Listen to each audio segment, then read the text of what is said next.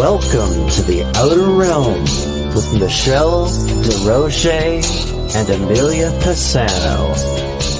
Airing live on the United Public Radio Network, 105.3 FM in New Orleans.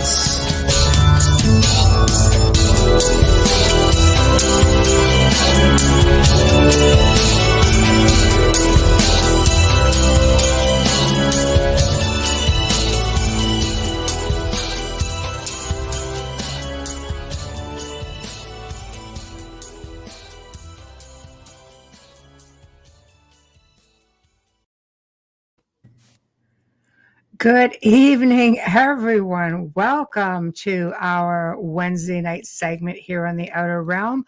We are broadcasting live via the International Public Radio right on the United Public Radio Network, 105.3 FM from the beautiful city of New Orleans. We are fully sponsored by the amazing people over at Folgers Coffee who have literally been with us since day one. So thank you, Folgers. We love and appreciate you more than you will know. Thank you. Big thank you to Dr. Snick, aka Justin Snicker, for the contribution of his music and his voice for that incredible intro that you just heard, as well as our outro. He can be found on any music platform. He is an award-winning composer of Halloween horror, sci-fi, and dark wave electronic music. So thank you, thank you. Tonight, we welcome back Jason Hewlett. So he is a friend. We just end up being so chummy with so many of our guests is awesome. So we're really delighted to have him back. He's going to be discussing his new book, I Want to Believe, along with the Multiverse Theory, some of his personal experiences, and his next project, which is near-death experiences. So tonight, in order to participate in the chat, because you know how we all love you guys in the chat room, you're going to have to hit up our, let's say, YouTube, which is UFO Paranormal Radio, International Public Radio. We're on Twitch for UFO Paranormal Radio. As far as the Facebook goes, of course, the Outer Realm with Amelia and I, Canada's Most Haunted, moi. Joe Montaldo, UFO Undercover, UFO Paranormal Radio Network, and United Public Radio Network, and News on the Flip Side. So as you can see, you have a whole lot of options. So just settle on in and get in there. We are already seeing some activity in the chat room. We've got Janie. Hi, Janie. Michelle Millions. Thank you, Michelle. Tamara, Doreen. So hello. Hello. And we've got really for real Bubbles. Bubbles Pisano. Sound like a race car driver. I know. But that is Bubbles Pisano. From the Flintstones. It's great. I think there was something Pisano on the Flintstones, if I'm not mistaken. Oh my gosh. Forgive me. Technical difficulties here. Bubbles in the dark. Exactly. Tamara, that's my everyday life. Bubbles is always in the dark. I know. Oh yeah, is it like a heartbeat? It's probably because I'm laughing so hard. Hi, Dave. Oh my God, we'll have it up and running tomorrow. Yes, we'll have it up and running tomorrow. Yeah, crazy. Yeah. Anyways, how are you? Did I cut you off? No, it's going to be really weird because I can't see you. Therefore, I don't know when you're ready to speak or not. So it's going to be a little funky. So you guys will have to bear with us. Mind you, it could end up leading into some pretty interesting segues and such. So I can see your pulse. Yes. I'll just go. I know. Oh, my gosh. Oh, my gosh. Well, good at least times. I'm here. I know. So, of course, we've got this big. We're going to give a shout out to the truckers as having this big convoy thing, and I only want to make mention of it. Some agree with it, some don't agree with it, but it is apparently in the world. It looks like it's hit a world record for the largest convoy here for Canada. So it said the last record was in Egypt eons ago, and they had like 7 kilometers. So worth of vehicles. So this one's going to be definitely, I think, going to take the cake. So if you're out there, please just be mindful because they're not going to be trying to get in anybody's way. They're not going to be, getting in the way of emergency vehicles. But if you see them, please give them a wide berth and just everybody try to share the road. They have the right to a peaceful protest, and so far they have maintained that. I'm not agreeing or disagreeing. They have come as far west as BC, and they're in Ontario, which is their goal. They're making their way up to Ottawa, which is our capital. And there's others coming in from the East Coast, I believe, isn't there? Like, are they coming from both ends? Yeah, they'll meet in Ottawa. And some are coming in from the United States as well. Yes, so and I believe the U.S. will be starting something like that. I don't quote They're coming up it. here. Yeah, yes, apparently. Yes, but I believe they'll be doing a convoy back through the States. Right, yes, because they're coming in through Fort Erie tomorrow and coming up through the QEW. Good luck. I'm not leaving the house, man. Hey, Zach, I'm just saying, Canadian border security agents, I feel for you. Good luck. It's going to be busy. The trucking stations, the weighing stations. Mm-hmm. And again, like I said, I'm not for or against. They have the right to this peaceful protest. Let's see it to the end. Let's not have anything go wrong. Nope. So just want to make mention of that. So everybody be safe out there. So aside from that, I'm really looking forward to Jason coming on. I know he's just tuned in. So if we want to, go free. Okay, let's just put this up for Zach. There we go. Woohoo, there we go. All right. Well, we know Zach's 4. Yeah, exactly. Okay. So very cool. So everybody in chat, just know that we will put up your comments for Jason as your questions or comments arise, but we're not going to interrupt him while he's speaking. So we will try to backtrack. We know sometimes it gets really busy in there. So we thank you for that. And Amelia, since I can't see you with this tech difficulty thingy, if you want to just go ahead and read the bio off, we can bring him on. How about that? I will. Thank you. You're welcome. Jason Hewlett is an author, journalist, broadcaster, and podcaster with a degree in filmmaking and film studies. He has more than a decade's experience as an investigator and researcher.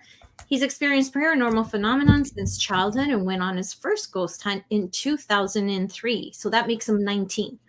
Jason conducted his own investigations until joining Vancouver Paranormal Society in 2017, where he was lead investigator and society director. Currently, he has joined Peter Renn and is the co-founder of the Canadian Paranormal Foundation. Please welcome Jason Hewlett to our show. Welcome back. Hello. Hi, Jason. How are you?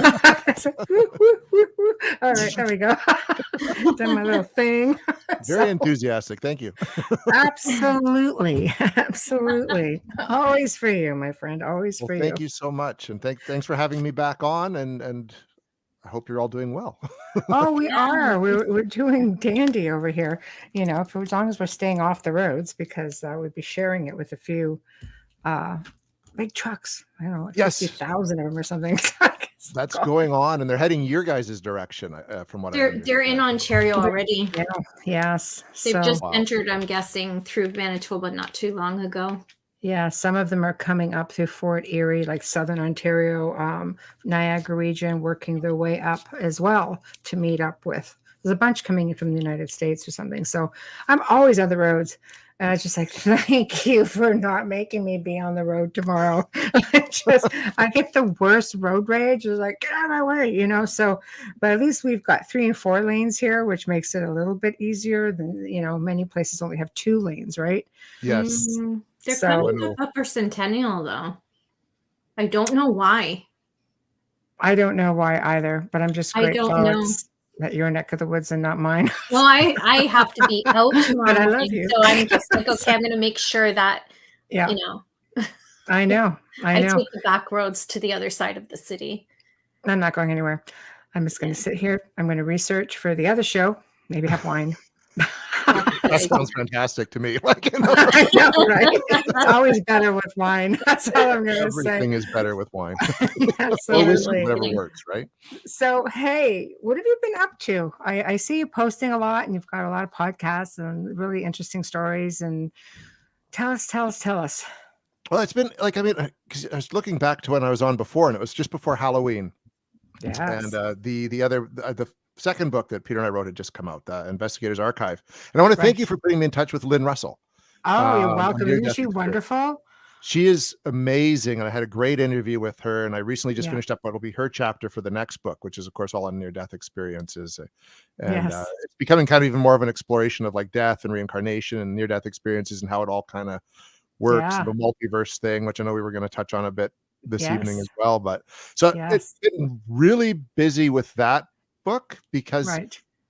I typically hunt ghosts. Like that's my I know. realm of expertise.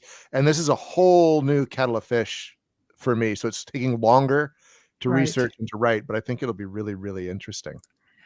I once it's think done. so too. It's because so many stories are amazing. I know Wayne, who lives here with me, um, has had amazing stories as well. I listen to people's stories. He's got this thing about traveling down on the ship with other people and the whole hooded guy and like it's so descriptive. He remembers it so clearly. I'm like where were you on like a river Styx or something? Like where you going exactly? I'm a little curious about that. He goes, I don't know. It was the weirdest thing ever. I've never heard anybody have that kind of a thing. I says, did it feel malevolent? He goes, no, but people just weren't talking. They were just all sitting there, and then you had this guy just doing this thing, right? I'm like, I've never heard of that either. Like that. Usually it's very similar. It's like the light, you know what I mean? And being it's light and people coming out and talking to you, be it loved ones or other figures, and just communicating telepathically. Like that's no, not with him. Level. No, he had an infection from a back surgery, and he flatlined, and that was his experience. Very vivid, very descriptive, and he's driving now. He's not in chat, otherwise I'd have him tell it. But it's pretty amazing. But he said, no, I did not feel like there was no fear. There was no feeling of anything like malevolent about it. I'm just like, God, you're weirdo. Who's that happened to? So, because I know, but I'm always different. Yeah, Wayne has some pretty amazing experiences, but when you flatline, it'll do that. Yes, Amelia's had a few. Just a couple. Just a couple. I don't think we touched on that last time, did we? I had 6. Okay. No, that's more than a couple, wasn't it? I had 4. Okay, 4. Although I'm predicting the next surgery, I'll probably have another one. It never fails. Notes though now, because now you do this with me, and we have people talk about this stuff. I know. So you got to come back with lots of detail. I don't have. Sorry, Jason. No, go ahead. She's got a tech difficulty, so we can't tell when she's going to talk. Sorry, I'll have to do the pardon me thing. Okay, that's good. That worked because I can't see your finger go up right now. Usually, I just put that long fingernail. I know, it's like okay. The thing is, mine are not typical of what I've heard on the show, though. I think we've had one guest that I have similar experience as they did, because I didn't always have the light in it. I didn't have dark, but I didn't always have the light. Sometimes it was just voices. So it was really bizarre. Yeah, I know. They're all very subjective, is what I'm understanding. Like there's the similarities, but they're all very subjective and very much based, I think, on the person's worldview, the religious background, if they have one or lack thereof. Like it's very interesting stuff. So mindset too, then. Mindset, big time. Oh crap! No wonder mine was so weird. Nobody's weirder than the river Styx. That's all I'm going to say. I have to tell you, Wayne's is pretty interesting. I don't think mine wasn't anything like that. Was like nothing, it was just like seeing water. It's like coming out of it. It's like, all right, it happened. It's like, so it is very different. But have you been, I mean, we don't want you to, give away everything that's going to be in this new book because it's coming, but have you been getting some really interesting stories? Anything unusual? We talked to one gentleman, Scott Taylor, he had a joint near-death experience. So he wasn't the one dying. Wow. Someone else was, but he got brought along for the ride, for lack of a better word. No. Wow. Which does happen. It's very rare, apparently, like super rare, but it happened to him. Wow. It was his girlfriend and his girlfriend's son, and they both died in an accident. The boy lasted, like she died instantly. The boy lasted, I think, 6 days. So he was very much there the whole time and all the family. And then when the boy passed, he sat in the room, obviously kind of on the windowsill next to like an uncle or something. Wow. And then he saw like the mom come and take the boy's soul, and then they embraced him, and he went over into the light, and then ended up coming back, obviously, because it wasn't his time. But it's wow. I'm one of those people, like, I'm always like to maintain a level of skepticism. So part of me is like, is this him just his way of trying to cope with this terrible, terrible loss? Is it? Yeah, But that could be. Detail, like you say, the detail he could describe was like, that would have to be a heck of a construct in the mind as a coping mechanism. You know what I mean? Like, it goes beyond that, and it ties in so much more with the other research I've done on near-death experiences that he's done since. And back then, which had happened in 81, there wasn't a lot of talk about it, so he wouldn't have heard as much. You know what I mean? Heard as much. That's an incredible story. That's amazing. I've never even heard of that happening. You're right. That's phenomenal. Like, how do you even recover from something like that? You dedicate your life to finding out more. Yeah. What he's done, right? Yeah. And it's pretty interesting. And he says that he can kind of reach a level of meditation where he can kind of go back to that place. And I've talked to a few people that say the same thing. Really? So it's like suggesting that everything works on a different vibrational level, and you just got to kind of tune the frequency, and you can go to that space. Much how people talk about jumping to different parallel universes, etc. It's true. Oh yeah, it's true. It's all about vibrations and frequencies. And I think when you're dealing with frequencies, we're supposed to be tuned into the planet's frequency, which would probably keep us a lot more of us open and yet grounded. But somehow we all become disaligned. Mind you, the powers that be changed, because the planet's frequency is supposed to be really similar, apparently, to the same key that you would tune an instrument to, and they changed it somewhere along the line. So we've been, taught to believe it was something else. So a lot of us are just really out of sync. And part of the whole meditation thing is to try to put us back in tune with our planet, like become one with the energy, because we live on it, Absolutely. That grounding exercises will have you tune in. They call it the Schumann resonance, which is like supposed to be at that level. And I've tried that, and it's amazing. It does something. It does. Oh yeah. When you listen to it for like 10, 15 minutes, and you're just kind of laying on the floor, right? And it just something you just feel way more connected. You do. Sometimes you get that drunk feeling, like like a Mack truck. The euphoric feeling. Yeah. Michelle's got me hooked on it. She sent me a few of them, and she told me just leave it on in the background. Yeah. While you're doing something. I'm like, when I have one of them, I had to turn off because I was falling asleep and I needed to get stuff done. I'm like, wow, this is so soothing. Very soothing. Helps with road rage too. Maybe you should play it when you're driving. It beats us. Otherwise, if you put a recorder in my car. She's a great driver. It's her mouth. I have the same problem, Michelle. Thank you. Yeah, thank you. She's Jason. a great driver. I just don't have tolerance at all, really, for like stupid stuff. So I see people on the road do things, and I try so hard, just let it go. Just let it go. I drive by people, I'm like, it's like, look at them going, get the hand motions and be careful. It might be someone you just never know. I'm like, don't care if they're doing something stupid. And what the heck? I know. I told my daughter when she first started driving, whatever you do, don't flip the bird to anybody because you never know. I just go, yeah, things like that. Yeah, I do. If I'm behind them, I kind of, and it's bad. I kind of do like a kind of thing. Something. I can't do that. Which isn't good either. Better. Just thinking Mad Max behind the wheel is great. Yeah. Oh my God. That's just me. So the book now, like you're still in the researching stages for the new book. So when do you figure that guy's going to be out? Well, we've got a few more interviews to do through February, and then I'm going to do some hard writing. Originally, we were aiming to have it done kind of by April, but I asked for a deadline till maybe the end of June, and then edit over the summer and have it come out for fall. This is Peter and I got with Beyond the Fray. We the first book came out, and then we signed on for two more, like a few months later. Right. And there was a timetable for that. And it's like, never again will I commit to writing 3 books in the span of a year and a half. It's hard, isn't it? Yeah, it's a lot of work. Well, especially because when you're researching, you're kind of going at your own pace.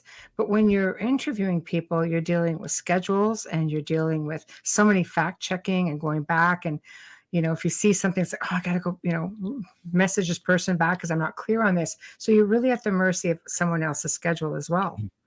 Very much so. And it's kind of, and sometimes people commit and then they have to cancel at the last minute or they don't show up and you have to try to track them down. Oh, that's awesome, isn't it? Isn't it great? I love it. Love it. It happens on radio too. Oh, it does. Oh, yeah. Podcast bird. Yep. It's great. Hence, we're having a Q&A tonight. Yeah. We've been fortunate, actually. It's just been a couple of last minute and really with legit reasons. So people wait months to come on. They don't want to just, so unless it's a really good reason, like we're pretty forgiving. Oh, for sure, right? And you do book way ahead, so which is great. Usually people are very committed at that point. So we're already booking into April. I mean, there's bookings throughout the whole year, but we're probably now middle to end of April, like full. So I mean, we're humbled. I mean, we have a waiting list. It's just like for a while, All right. Awesome. All right, then. It's hard to book too far in advance because then they'll forget. Well, they do. It's like, careful. Oh, yeah. I don't even want to say the guest name because we just love him.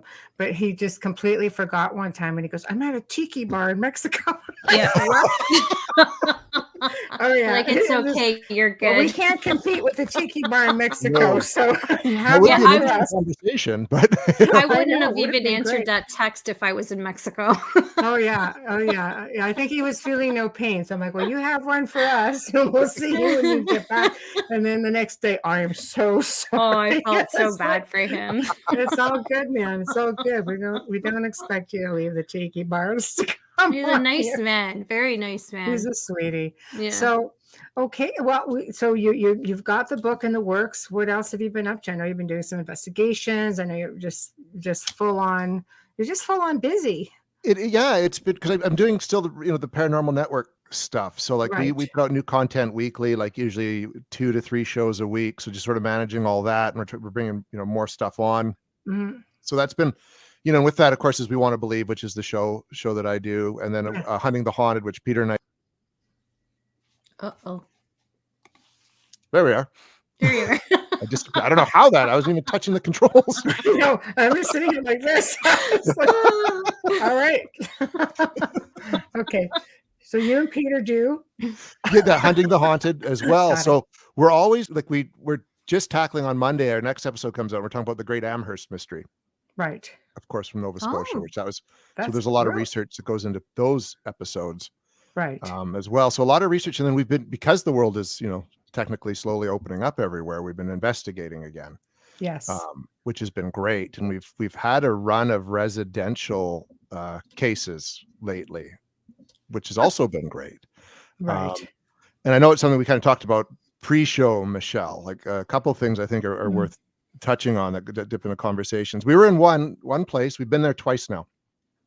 Family, kind of typical activity, like seeing shadows, the cat and the dog are kind of wigged out, stuff banging on the back of couches when you're sitting on them, that kind of stuff. Daughter claiming she was scratched, door slamming, that kind of thing. So we were called in and we're doing a spirit box session upstairs. We'd been downstairs, had got a couple of EVPs, kind of standard, had one of our motion sensors go off.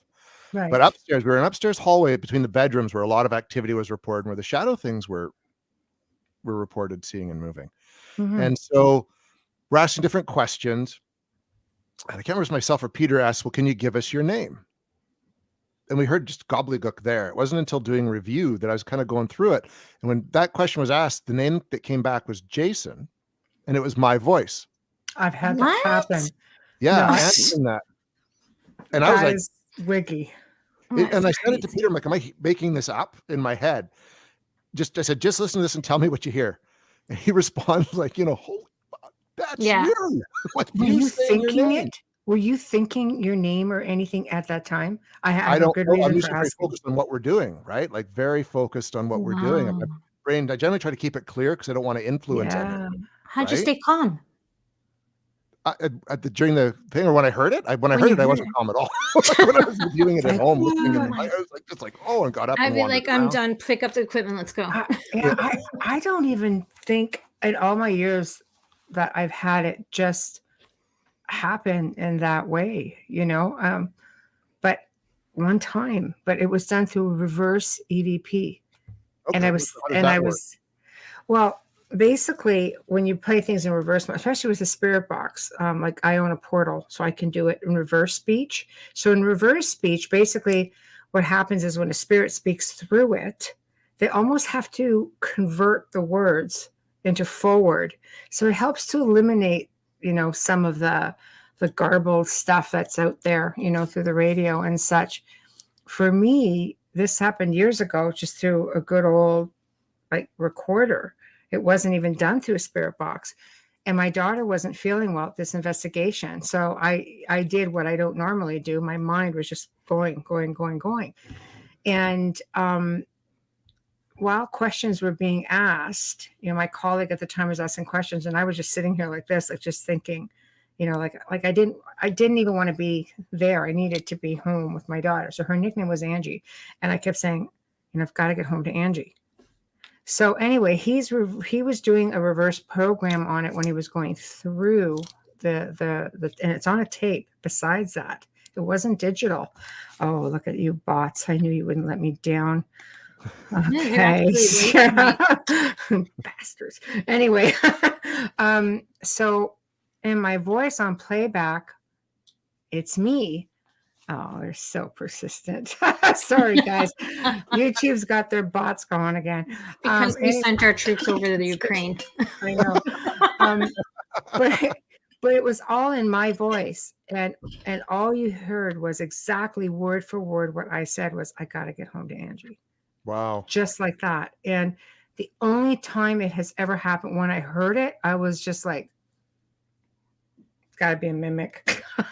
But, you just think logically, like I'm trying to figure out how my thoughts got imprinted, but those are early days for me. As we know now with mindset, like we're pretty powerful. We can project energy and, telekinesis, psychokinesis, you name it, we can put it out there. So what do you think it was with you? Like, do you think something was mimicking you, or do you think that somehow you projected this energy?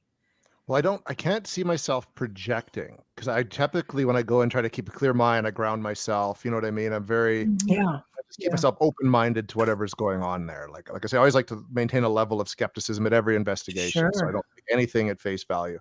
Sure. So that I don't know, like I lately, I guess the closest is because of doing the book on near death, and then talking to people for the other book, where a lot of investigators have started leaning towards the multiverse concept or different dimensions. Right. So the only thing in my mind is maybe because I was thinking, was that Jason on Earth 491? You know what I mean? Like, was there something like that going on? It could. I don't know. Multiverses are that's kind of funky. A lot of people have a hard time getting their head around that. I try to tell people it's like listening. You can only listen to one station at a time, like radio station at a time. You have all these different layers, in one space. And every now and then, you have this other frequency just sort of tune in. It's like our producer Joe will say when you're talking about ghosts, he'll say dimensional bleed through. I'm like, shut up. Dimensional bleed through. It's true, really. Yeah. I know. Go back to your aliens. It's like, shut up. You know nothing, Jon Snow. That's what I feel like saying to him when he says that. I'm like, that's not always the case. No, but it's interesting with that whole theory, having many worlds, just alternate parallel universes or timelines, which just seem to, what do you think with that? Like, there's an investigator, Robert Bradley, out of the States, who we interviewed, who is in the second book, and he's been doing a number of, they can actually go and they get to investigate the same place every year, or even a couple times a year, so they can start checking for certain facts. They're like, his team's all like, former NASA scientists, physicists, all these fancy science guys, and they've been able to find that this type of haunting, or a residual haunting, I think it was residual. It seems to be, an intelligent, seems to be from their research and data, an Einstein-Rosen bridge. Right. So, basically a wormhole opening to somewhere else. Yes. So where is that somewhere else? And when you open it, something's got to come back through. So I'm really starting to lean that a lot of what we're experiencing is contacting just different Levels. realms, one on top of the other. So in my mind, I think I just might maybe caught a smidgen of me somewhere else, which might be out there for some people to think, but that's just in my head what makes sense. It's, you can tap in so easily to like, especially with the spirit boxes. And I'll just take a quick minute with this. As I've told the story before, where one night I was experimenting with this portal because it was first time that we had it. And all of a sudden something came through. It just sounded like an old 50s movie. And I'm going, oh crap, what do we tap into an old freaking flick? And it's an old war movie, is what I thought, right? Hey, and they talk like the 50s did. And you can hear the propellers on the plane, and they're talking. There's three guys talking, but they're describing what we're doing at the table. He says there's a man and a woman. They're sitting at the table. They have electricity. I'm going, so crap. I'm like, but I could tell, right? They're military. So I'm going, okay. I'm like, what's your name? I knew it was military. I says, what's your rank and position? And they're like, one guy goes, oh, it's the Queen. I'm like, dark realm, maybe. I'm not the Queen of England because Canadians apparently have accents, right? So right, well, we do, apparently. I've heard. I know, right? So anyway, I go, what's your rank and position? He goes, Major so-and-so, ma'am. Like, I got the name. I recorded the session. And he goes, I said, what are your coordinates? And they gave the first two out of the three. And when we looked it up, they were somewhere over the Pacific. So at one point, they're saying, look, there's a door, it's open. I'm like, like, hell no. I just had visions of this plane coming through my dining room. I'm like, do not go through that door. And they're like, please. No, they were desperate. They're like, please. We can't see anything. And I broke my heart. And I'm just like, so what was that? Like, were the planets just lined up, right? Because 1 year later, at exactly the same time, on the same day, we tried again, and we couldn't get it. Wow. So it wasn't residual, it was something else. Like it was something else. They saw us. Yeah. And they're communicating. They're aware of what is going on in our space. They're talking with each other. I have no other explanation for all of it. That's creepy. They're like in a void. I'm like, what do you see? They're like, nothing. Wow. That's so sad and yet so creepy, really. I know. It was like, it's very possible your theory stands. It stands. Well, and if you look at the science of the spirit box, I interviewed a gentleman named Richard Tortorella for We Want to Believe, and he's a paranormal investigator, but he also is very much a scientist and a professor. And he's saying, even with the spirit box, like, because I always would think, well, it's a receiver, right? So you're picking up some trucker on the side of the road, or some trucker hearing you and then responding. But he's like, no, the range, because it's such a small device, the range is meters. So if anyone is listening in and trying to manipulate you, it's within meters of wherever you are. Yeah. Like, not even like, it'd be like within this room or maybe a little bit further. And that's it. So that blows that theory out of the water. It's not powerful enough to pick up any sound that was somehow imprinted on like stones. You know what I mean? Because there's that belief in certain kinds of rock. The name escapes me right now, can actually capture sounds and keep them like a recording. So he says it's not strong enough to do that. Yeah. So then what is it? That's a good point. Yeah. No, you're right. Yeah, that's a really good point. Unless you're picking up a radio signal from somewhere, like we get radio stations all the time. But if it's an aircraft and staff on an aircraft transmitting, looking, well. Yeah, it was just unbelievable. And it was in reverse speech. I had it on the reverse speech setting. Wow. So that means that they had to convert that in speaking, and it was a full-on conversation, responding to me, and they were talking about what they were seeing. And it was two of us at a table with electricity, a man and a woman. They're sitting at a table. They have electricity. I'm like, but it just sounded like a bad, like old 1950s gangster movie, like, the way they used to talk. But meanwhile, it was military. And there was so much more to it. I had to record. I recorded it all because I record all my sessions. So it definitely, I think your theory definitely holds a lot of merit, because there are all kinds of cases like that. Never been able to ever get anything like that ever again. Yeah, and I'd never heard that before. I've heard of the odd other investigator getting their name brought up through spirit box sessions, like on the that happens to me all the time. But it's rare, but it happens, and it just what is it? It happens almost every time we turn it on. It's true. Yeah. I'll say something. I'll say, Michelle, stop it. You know this. Yeah. No, I don't know this because I'm asking. Yeah. Michelle, you know this. I'll never forget the look of fear on my face the first time I heard my name on that at your place. And I just looked at Michelle and she's like, "You're fine." I'm like, "What?" Wait, what? Hold on a second. It's a fascinating, it's a fascinating piece of equipment. Mm-hmm. I love it. There's very controversial still. It is. I love it. We've had some really good luck with it when you use it properly and don't just count everything coming through as as information. It's not. There's just radio DJs you're picking up and all that kind of stuff. But we always sort of look when you hear it because it does that kind of. You can get stuff to make that quieter. No, I like it when everything goes quiet. Like that's quiet. Only time we count anything. You ask a specific question, it goes quiet. There's a response that is intelligent to the question you have. That's right. Asked. And then you can that I think is 100% valid. I once had a spirit who loved music so much, and we were in this tiny little town. If you were lucky if you caught one radio station, it was like one.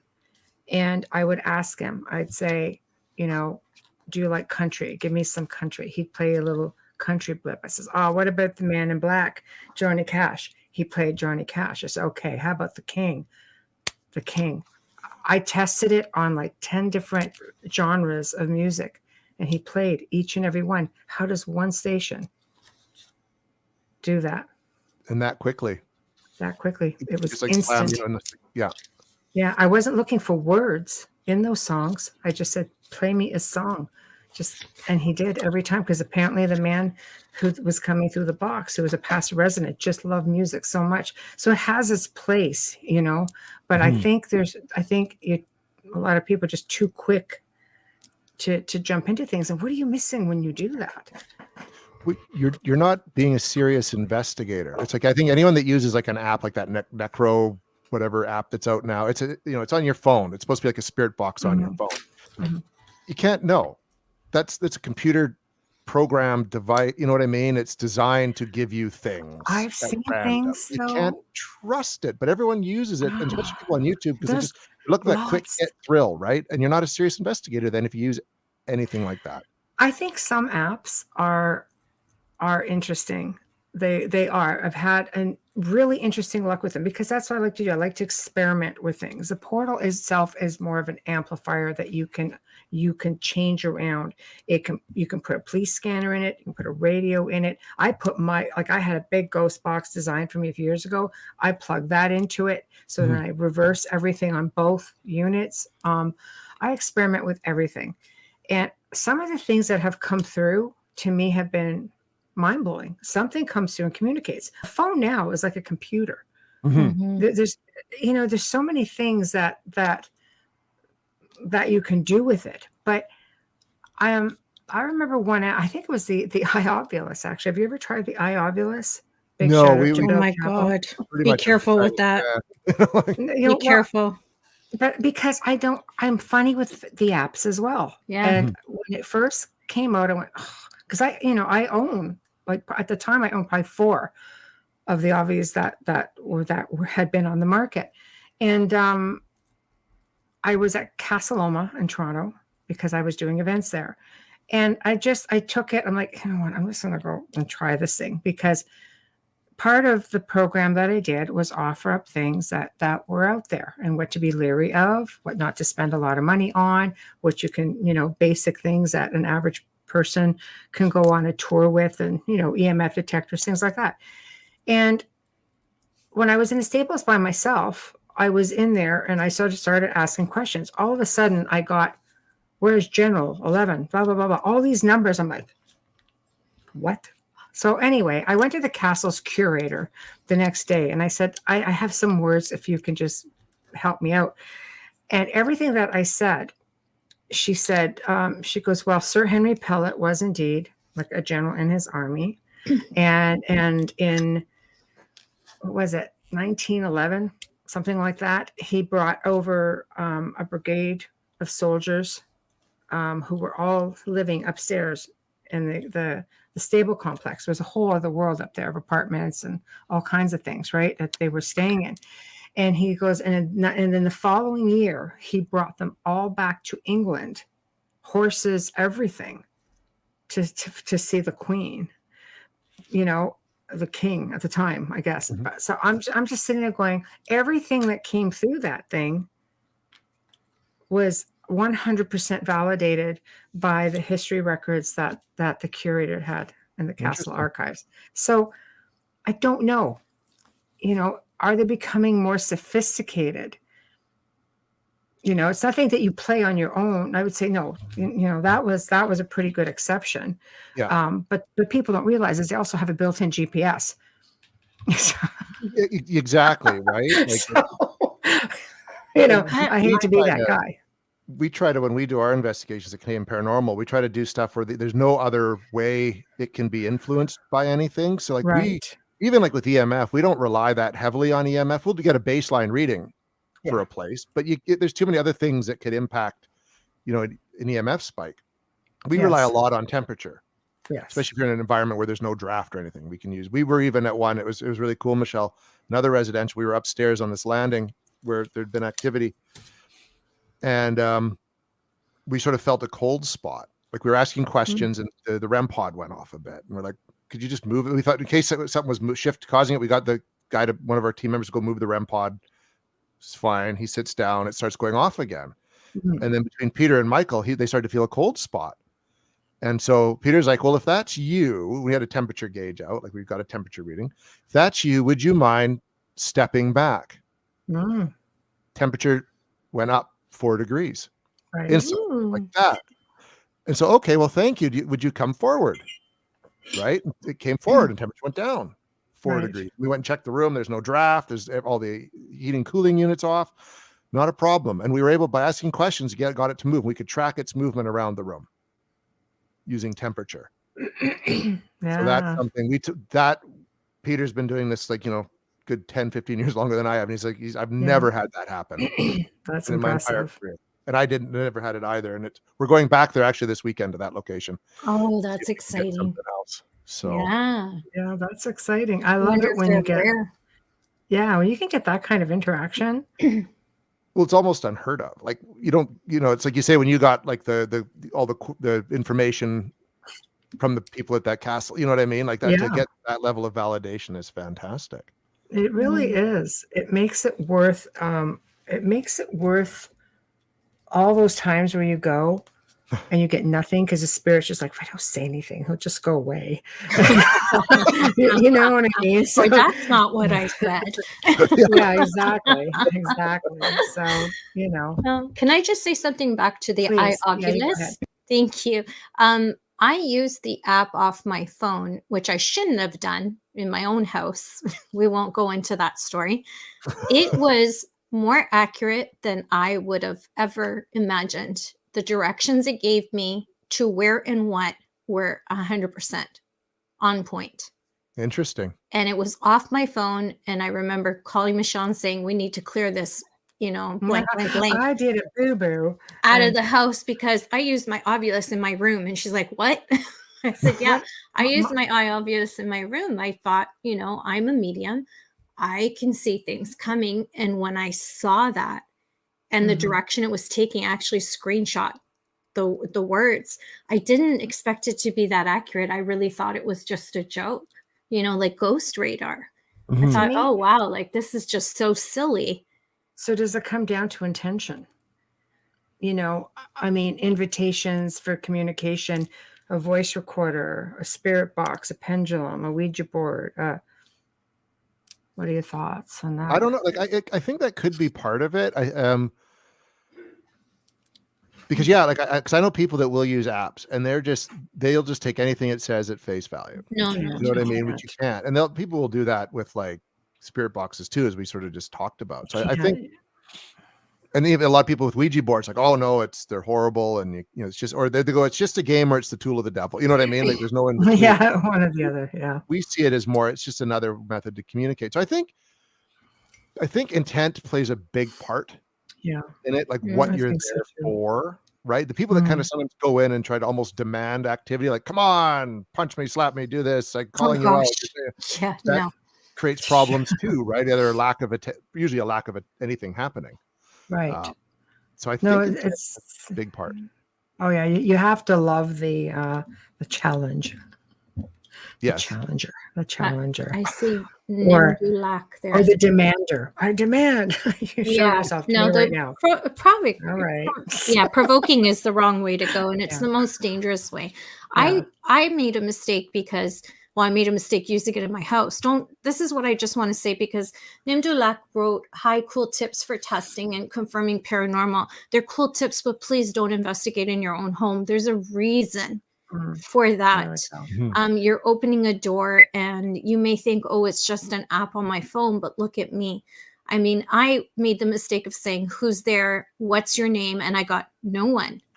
Where are you? Here? And I thought, this is so stupid. It's just picking up all kinds of, I got radio towers, a couple kilometers behind me, south of me. That's what it's picking up. This is ridiculous. Then it started talking to me without me talking to it. And that's where the trouble happened. I think when the words are just coming at me and I'm not asking a question. I think anything is possible. Anything I use gets put through reverse speech mode. That's it. Yeah. To see if it can kind of rule out the chance for trickery or something. It has to be intelligent to convert it, right? Yeah. Mm-hmm. No matter where it's coming through, if it can convert it to forward, then that makes me feel like at least it's something, because let's face it, there's nothing definitive, but it makes me feel that much better kind of going, okay, see, that's something right there that could potentially, unless it's like blow it right out of the ball field, it's like, that doesn't happen often. No. Yeah. No, it's like our temperature following something using temperature. That's like once every 20 years kind of thing. Yeah. That's amazing. That's exciting though. But that spirit might do it for you again. Pardon me? If they like you, the spirit would probably do it for you again. Well, and that's what we're hoping. And like this time, this is something that we've started really trying to do. Like when we go in the first time, especially to a residential home, usually the homeowner's there the first time because they give us the tour, they're talking, and we just let them hang out in another room or something like that. And we do our thing. So they were home. So this time, same with when we went back to the house where I heard my name, we asked the people to leave. And this is what we're doing on Saturday as well, to leave, because we want to get to see if the activity's just there or is it related to the people who are living there. There's so many variables, or is the person living there impacting the activity in some way, right? Mm-hmm. Yeah. So we're going to be curious. I'm curious to see if we go back upstairs and see if we can get that to play out again with them not there. Yeah. Can't wait to hear about it. I mean, it clearly shows there's a degree of intelligence if they're actually listening to you and they're going back and forth and non-such dimensional bleed through. Oh, you have to group chat us on Sunday. Tell us what happened. I'm just so excited. Yeah, exactly. I just have this funny feeling like the spirits know you're coming and you will have that interaction with them. I feel like they're aware of you being there. So. I mean, I've even noticed after those two that I started having stuff happen around the house more often, like my house. Right. For the following. Not usually the case. Right. I try to be quiet because my wife and son are upstairs. I don't want to that's right. Yeah. If you ever have a problem with that, house. Yeah. If you ever have a problem with that, I know someone who can help you. Okay, good. Because it's been okay, but there's been like weird technical glitches going on that shouldn't be happening. Stuff just disappearing, and then seeing things a bit more, right? And just sensing stuff around. So what exactly do you think is at this location? Obviously, is it fairly benign if you're comfortable with them following you back? Yeah, I don't know. Like I didn't have anything. None of us, when we were investing at either places, had anything bad happen. And the homeowners at the house where we got the movement, they've been there for a couple of years. I mean, it's kind of freaky to them. Like when they first moved in. Yeah, of course. Moving totes, like they'd have their totes of clothes laid out. She'd go downstairs, come back up, and the totes would be stacked. It would be that kind of. That's almost poltergeist. That is, almost, yeah. That's right. But poltergeist, to me, doesn't typically respond to requests for least from my limited experience with them. And I have very limited experience with poltergeists. Well, you could have more than just poltergeist. You could have spirit and poltergeist there. Did you have a medium or a psychic with you? No, we like to go in the first few times without. That makes and sense. then get enough data. And then when we use a medium or psychic, they go in blind and we mention nothing. Yeah. Right. You might want to consider bringing one the third time and make sure that the spirits aren't grounded and make sure it is benign. Well, that's the hope. Yeah, I was going to say, too late. It's in the house. Yeah, you don't want to continue opening that door if it's not right. But they haven't had any bad experiences, right? It's just been kind of strange things happening. Strange things and inconvenient things more than ever. Like Peter was coming over to bring some footage from when we were up in Barkerville doing our investigation in the show, and it was on his. He brought his computer and the picture's supposed to be on the computer, but then he boots the computer up and he can't find them. They're not there. So he puts them on a memory stick. And just as he goes to stick it in my computer, the whole computer just shuts down on its own. Nice. It's that kind of stuff. And then he goes home and gets them and emails me the pictures and it's fine. Like they were still on he says, they were on the laptop when I got home. Went to your place. They weren't there. I go back home and they're back. It's that kind of thing. Yeah, I would love to go in there. Something, just farting around with you a little bit. Yeah. Well, it's not unheard of. Around with me no matter for years. Yeah, right? you've got a light bulb over you, so yeah, it's not unheard of for spirits to follow. Let's face it. If there's something about you that's really interesting, they want to know more about you. I think it's good because people interact. You are making that invitation. Because you're asking for interaction. Exactly. And some spirits still, if the theory that time is irrelevant to them, then they're still ready to go. They still want more. They're going to try to come back and interact with you. But the key is do you even attempt to interact with them when it's in your space? Well, I haven't been attempting. I'm doing the opposite, right? Like I'm not. Other than just say once in a while, like, would you buzz off? Just say, would you go back? I'll see you in a week. Get the crap done here. You keep turning my machine off. Like other than that, I haven't. In fact, anything that's ever happened in a house that I've lived in, and it's happened in 2 to 3 houses that I've lived in. Right. I've never invited anything in. Right. No. It's always just kind of been there or showing up somehow. In one place, I'm sure it was my father, who had built the house and he had died, of a heart attack and stuff. So it was him coming back, kind of just having some. He was a bit of a prankster, but also just making contact as a parent would, right? Who went too soon. But in other places, especially the house we're in now, which we're the second owners of ever in its whole 50-year history, never asked for anything to happen. Right. Even when I wasn't investigating, stuff was going on. Because I took a long break from investigating when I was a mainstream journalist, because mainstream journalism and ghost hunting doesn't go together. It doesn't, no. No. It's that whole credibility thing. Yeah. Incredible. But it was happening even then. Wow. Yeah. Wow. Well, then maybe it's on the land. Could be. And you're just, this lighthouse that attracts it, this magnet. And I would pay attention to what they're saying or doing, or keep a journal of all these little things. It could amount to a message for you. Well, we're wondering that. We're actually going to come and investigate here one day, like the team, just when on an afternoon or night when my wife and son can go out for a few hours and do it here. Peter and I did a spirit box session here a few years ago, and we got the little girl's voice that came across. And there was one of the previous owners had mentioned as an offhand comment that downstairs, which is where most of the activity, pretty much all of it is, that he thought that once in a while there'd be like a man and then a girl presence that he couldn't put his finger on, but he just got that impression. Has your son ever seen anything? Because they're like little natural psychics. He part of it, you can talk up to him just being the age. He doesn't like being downstairs.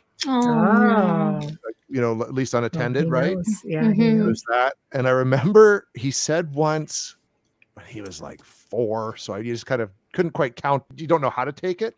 Yes. But he was like, yeah, Dad, there's like 2 spirits that live here.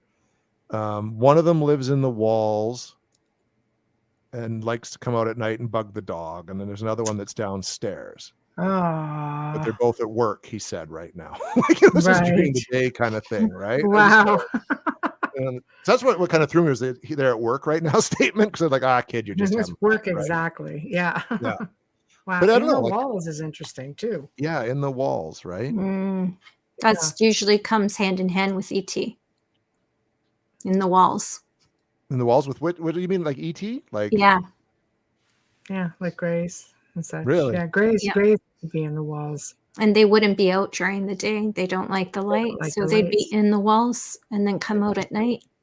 And see, in the one most profound experience, like the computer stuff's been during the day, and Peter's even said he's seen something downstairs standing like a shape or shadow during the day. The most profound experience I had here at night. This was like going back 11, almost 12 years, when I had kind of a campus radio show Friday nights at 10 o'clock. And I always wait for my buddy and co-host Sean to come pick me up. And I was downstairs listening to music, sort of sitting on the floor. And you know when you just know someone's behind you, like you just know. Mm-hmm. I remember I turned and I looked behind me, and all I saw was a black shape standing there. Very tall, like now you mentioned Grays, thin and wiry, but tall. Big head. Yeah, not a huge head. Like it seemed like just a regular conical kind of head sort of thing. But it was funny, and we looked at each other for like a second or two, and it turned and ran with such speed, like it was just like turning, boom, gone. Right.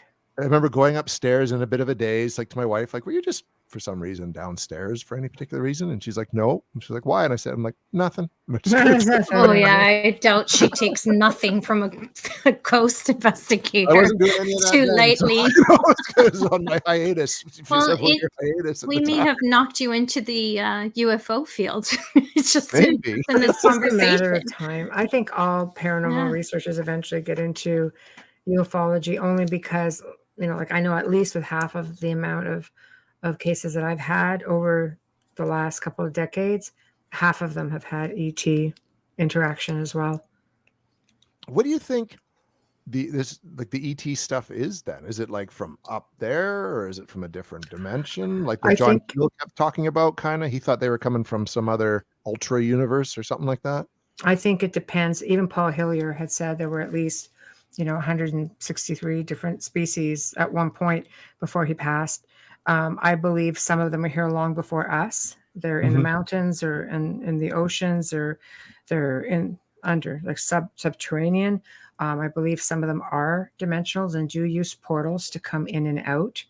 And I do definitely believe that some of them come from other galaxies and universes. Hybrids. And I think it just depends on, I don't want to say species, on the race. I want to be more respectful. So it depends on the race. I've wondered about that, because a lot of and I'm sure we talked about this before, like the skinwalker stuff definitely sounds more interdimensional than extraterrestrial, like outer space. You know what I mean? Yes. Yeah, it does. They do. So. I think you're right about that. They do. They're really creepy looking. Oh, they are. And just the phenomena itself just seems so just related to that. Like the block of portals opening and stuff coming through and stuff. Yeah. And all of a sudden a flash of light and gone. Yeah, flashlight, cryptid stuff, poltergeist activity. You know what I mean? Like, think about it, Nessie. How many people have seen the Loch Ness monster? How many? They're doing all these tests. They're like, this lock cannot sustain an animal of this size, because I truly think it's coming through a portal. Yeah, it comes in, it comes out. It's just the same, like layers. Yeah, we had that conversation with Nick. Yeah. Bigfoot. People are just like, oh no, it's just like lost man and this and that. And I'm just like, it's possible, because we have, especially out your neck of the woods, there's caverns and thick forests, and you could disappear forever in there. But, there are people like such as Corey Good, which some people believe is compromised. So we shouldn't really watch how much you say, about what he says. But let's, early days before he was, he had made reference to seeing Bigfoot in military bases. There's the prints that disappear halfway through a yard, like in the middle of winter, right? Footprints that just kind of walk into the middle of a yard. Bigfoot footprints. Wow. Wow. And just there you go. Really? Yep. There's theory proven. Stories about that, pictures of it, even, and then even some people saying that it communicates telepathically with them. Yeah, the telepathically I've heard, but I never heard of Bigfoot just footprints appearing. Where was that? That's ET. That is so cool. extraterrestrial is just something that's not necessarily here. That's just so cool. From here. Yeah. But Yeah. And I hate explaining an unknown with another unknown, but when you hear enough stuff, you got to look at it as an option, especially if you are going to, like we're talking about getting into multiverse theory, because that multiverse explains everything in a nice way, right? It does. It does. I'm just trying to see here. I brought something up, and I'm just trying to see if I have it in my notes because I want to know if you knew anything about it. One second. Where is it? I think it was called the Mega. Was it the Megaverse? Oh, come on. Where is it? Where is it? Where is it? My luck, I probably won't have it because I've got a million notes, and I wanted to see if this is something that you were aware of. And from where I'm sitting, I don't even think that I have it. Oh, Ultraverse. Have you heard of the Ultraverse? That's, I think, isn't that the one John Keel kind of talked about? And he called them people from their ultra-terrestrials. Yes, it was Jacques Vallée, who was known as the I'll just read you from my notes. Who was known as the grandfather of ufology, a French astronomer, computer scientist, whose first experience with UFOs as a 16-year-old boy. I won't get into all of that, but he did share the same ideology as John Keel. Yeah. Again, with respect to ultra-terrestrials and the proposed control theory. Because during his research, which, I guess he researched it further, he observed similarities between medieval European folklore, such as gnomes, fairies, goblins, and modern aliens, right? He said that they can all do things that would leave you, let's say, paralyzed or disoriented with loss of memory. So he really gets deep into it. He says like underlying archetypes are extracted. The saucer myth, as he calls it, seems to coincide to a remarkable degree with fairy faith of Celtic countries, religious miracles, all kinds of stuff. Like it's just crazy. And when you think about it, it's one of those interdimensional things right now. It's called a bot. Calling you. It's the right Earth from the other side of the world. Our forces have right left into our chat room. So our forces have left the building. I know. But I just find all of these theories to be so plausible. Well, I do too. And the neat thing with the ultraverse theory and the ultra-terrestrials that Keel kind of said is as we've evolved, they've kind of evolved with us. So yeah, back in medieval times, they looked like fairies and goblins, etc. But once we got more developed, that's why, like, in the Egyptian pyramid times, they were chariots, literally chariots of the gods flying in space. And now they look like stealth bombers and all our other high-tech aircraft that we have. So they're evolving along with us. Right. Making them, basically, I think his theory was that in order for us to see and understand them, they have to appear in a way that we get it. That's right. Right. And so Mothman was just a version of something that we could make sense of compared to, if a dragon from the 12th century showed up, we'd be like, you know what I mean? And I did a whole show on dragons. Yeah. And there is proof of these things. So I agree with you. Portals. I still talk to people who tell me they see dragons. Interesting. Well, wasn't it the last time I was on, people that would see like the Watchers? The big beings in the sky, right? Like it's just another variation on Indrid Cold is believed to be an ultra-terrestrial when Indrid Cold started showing up. Right. Talking to people about experiences. Men in Black have been described as being them because they're just a bit off enough, right? Like I don't know. I'm a big fan of Keel, so I could see. I know. Right? But can you imagine just standing there, some big ass dragon just goes flying by you? You'd be like, yeah, there was a sighting in the Adirondack Mountains of a dragon. When was that? I got this story 2 years ago, and then I had another client a few years ago who said to me that she could tap in to things, and she could dimensionally, like, just see all kinds of mythical creatures. And she goes, dragons are very protective. And when Joe and I we do the Gray Zone Uncensored, did a segment on dragons. It is unbelievable the amount of things that are written historically about dragons. And there's a church in Italy, again, the name eludes me because there was a lot of information on that show, that is said to have the rib of a dragon because the Really? town folks killed it. Huh. And there's a rib in the church for people to see. Are we sure it's not a dinosaur? Right? But Yeah, tell me it's what, hard. I mean, aside from a pterodactyl, tell me what could fly and hold up that kind of weight. Seriously.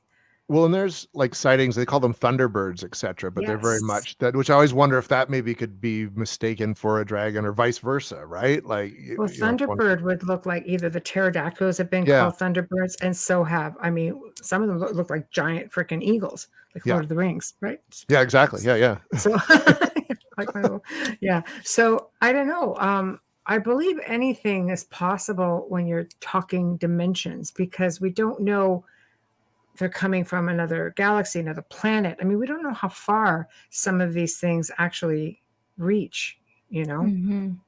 But Or if it's even just right on top of us, we just right now, and it's just like changing that vibration to kind of get into, you know what I mean? Vice versa. Like it's the one, I'm glad that science is actually starting to take a look at that possibility now. I agree. Scientists are actually embracing the multiverse concept because it does make sense, and that time is not always linear. It's very circular, and there is, and people get into time slips.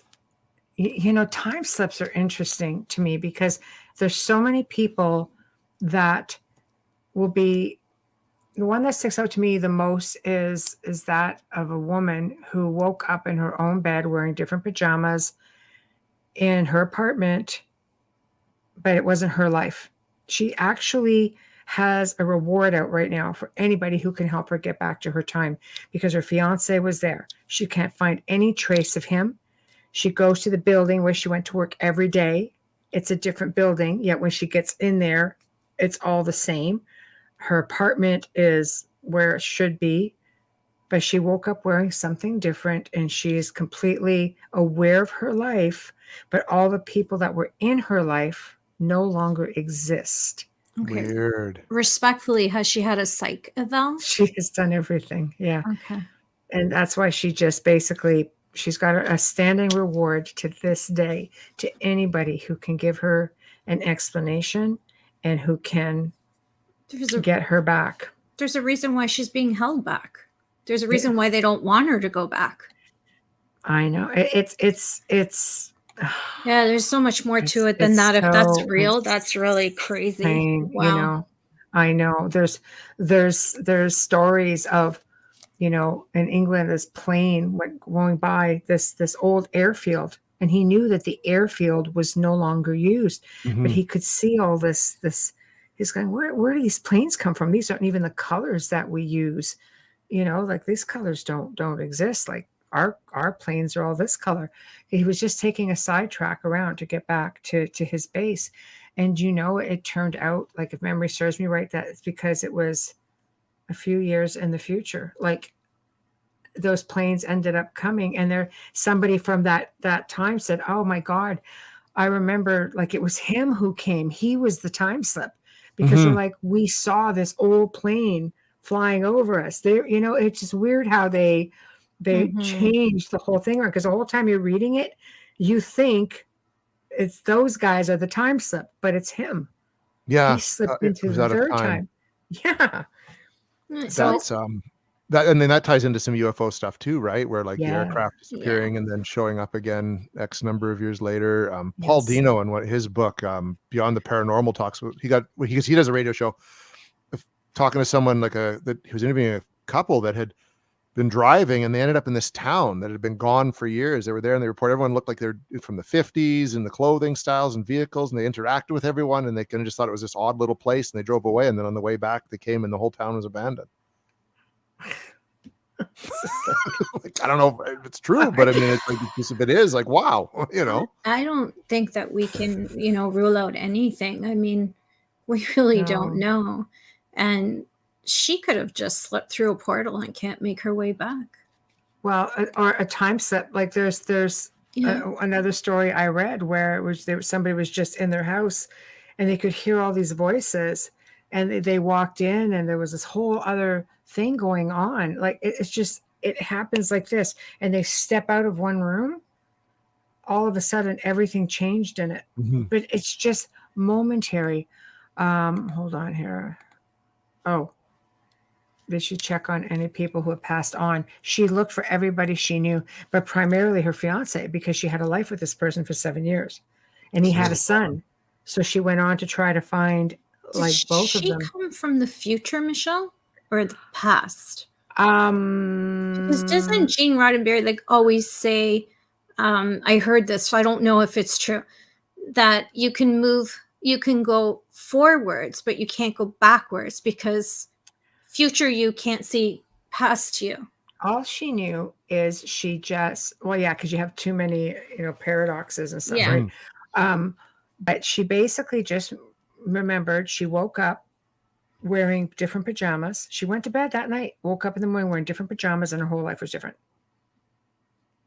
That's it. Like the film Family Guy. Yeah. Seriously, right? Family Man. Family Man. I know. Yeah. I don't know. Crazy. It is. Wow. Jessica's going to have nightmares tonight. Yes. Sorry, Jessica. That's awful. That's so scary, but fascinating. She's going to have nightmares. Well, it gives you pause, because if that can happen, like that, you have no control over that. No. You know what I mean? Like, and like you say, the people that sort of just step into a room and suddenly everything's different, and they kind of walk back and everything's returned. It's just like, what happened? But Jason, wouldn't you go to the government and say, because if you've already been through a psych eval, you go to the government and say, I'd be sitting on the porch at Langley saying, knock, knock, knock, hello, you need to get me back. Yeah, like what just happened because here? Obviously, it's either stumbled on by accident or her memory was wiped. And I bet you they know damn well what happened to her. Different timeline. Sure. That's exactly what, either that. It has to be her. I thought, okay, maybe, it was her fiance and son, but it's like everything was just changed slightly. Yeah. So different timeline, or a different part of the multiverse, right? Just went into that went into Earth 9 or something like that. I don't know. You just can't drop back in. That's frightening. But I don't know. I think, we live in a wonderful, our universe is full of possibilities. And if even the theory, because apparently science now has proven that our reality doesn't actually exist. So we're all just doing nothing in this matrix right now. We're not really talking to one another. We're bots. I just read an article on that today, actually. It's just like they've just proven that they did an experiment, and our reality is not a thing. So we are in a damn matrix. Shit. Then I want to know Kung Fu instantly. Well, why do we bleed? Load up the program. I want wine. Sorry. I'm going to go happy. No. But what are your thoughts on that? Do we live in a matrix? I don't know. I don't think we do. And if we do, it's this complex thing by a race far more advanced than us. You know what I mean? Like it's but I don't think so. No, I think we just live in a world that we don't fully understand everything yet. And that if we took it more seriously, like if more people took it seriously and was just less indulged in their own existence, they could get answers to it. You know what I mean? Because I don't think like the paranormal and quantum physics are unnatural. We just haven't figured it out yet. Right. And I'm pretty sure there was a time when civilizations were more in tune with everything that was going on, and it's massive supercomputer. Wow. You know what I mean? I think there was a time when, because you heard of like the Aztecs and the Mayans, the way that they talk a lot about interacting with other beings, gods and stuff that helped them develop their civilization. And then it's only this timeline that seems to be fearful. The timeline of media. Media we're and also in a selfie era. We're so addicted to this crap. Yeah, we're in a self-entitled and we fear era. Yes, we are. Alien or extraterrestrial contact when the ancients revered them, and not only revered them, they built temples to them, they emulated them. Mm-hmm.